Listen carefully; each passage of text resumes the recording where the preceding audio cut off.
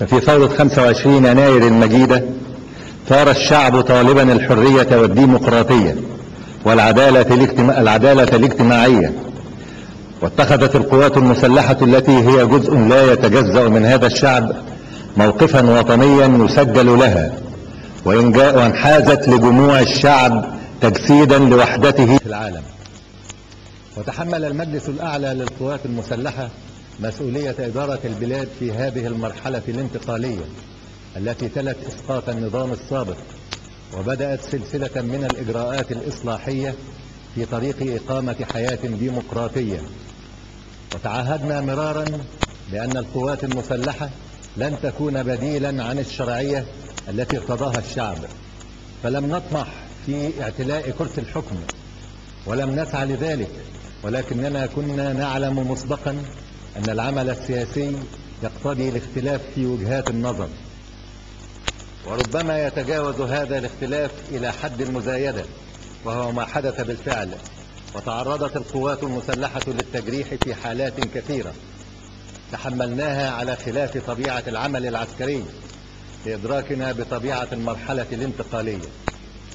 كنا وما زلنا على قرارنا الأول منذ اندلاع ثورة 25 يناير، فلم نطلق الرصاص على صدر مواطن مصري، فالعسكرية المصرية العريقة لديها عقيدة راسخة بأنها جزء أصيل من شعب مصر، مهمتها الدفاع عن الوطن، ولا يمكن أن نسمح أبدا بالوقوف أمام الشعب، وكنا لا نتهاون أبدا في اتخاذ إجراءات قانونية ضد أي تجاوزات فردية في هذا الشأن.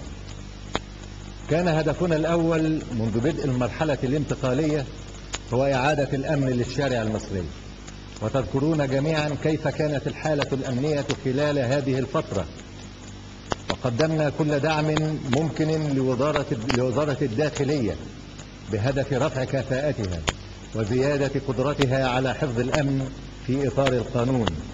وربما لم يكن البعض يرضى عن أدائها، لكن المؤكد أن كفاءتها في تطور مستمر رغم محاولات إضعاف همتها وكسر إرادتها.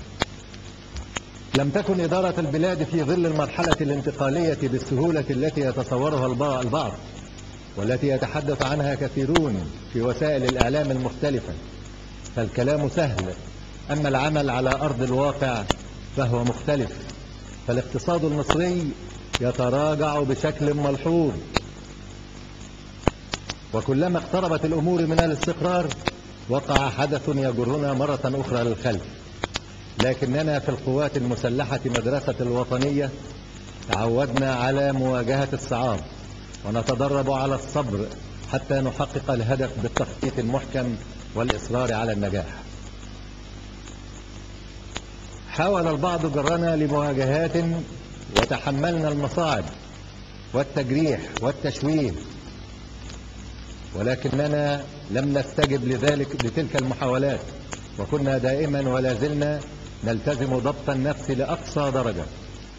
وقد تحملت معنا الحكومة هذه المصاعب، فالاعتصامات والاحتجاجات الفئوية وغير الفئوية لا تتوقف، والإنتاج يتعطل، وبالتالي تقل الموارد. رغم ذلك فنحن كمجلس عسكري للقوات المسلحة وحكومة كنا دائما مطالبين بالمزيد، وهي معادلة غير متزنة على الإطلاق، ونتيجة لاستمرار التوتر هربت استثمارات كثيرة كانت مصر ولا زالت في أمس الحاجة إليه. لم ننفرد باتخاذ قرار سياسي، وكنا دائما نستطلع آراء القوى السياسية والوطنية وائتلافات شباب الثورة المختلفة، ونسعى لاتخاذ القرار الأقرب إلى التوافق.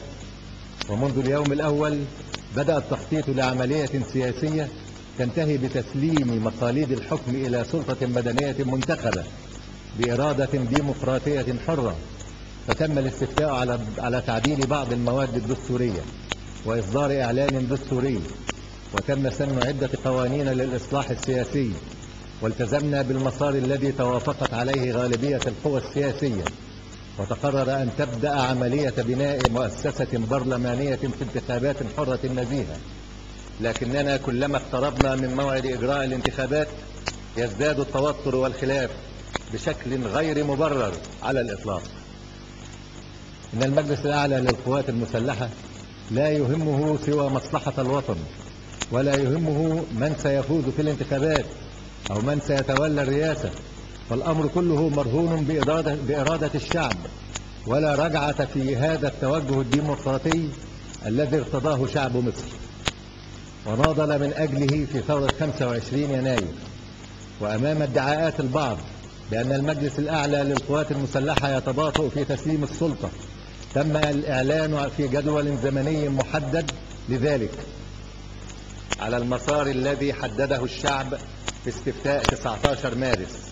أعلنا مرارا وتكرارا أننا نقف على مسافة واحدة من الجميع، لا ننحاز لطرف على حساب أطراف أخرى، فنحن القوات المسلحة التي تحمي الشعب دون تصنيف أو انتقاء. ورغم ذلك يتهمون البعض بالانحياز، وأعلنا مرارا وتكرارا أننا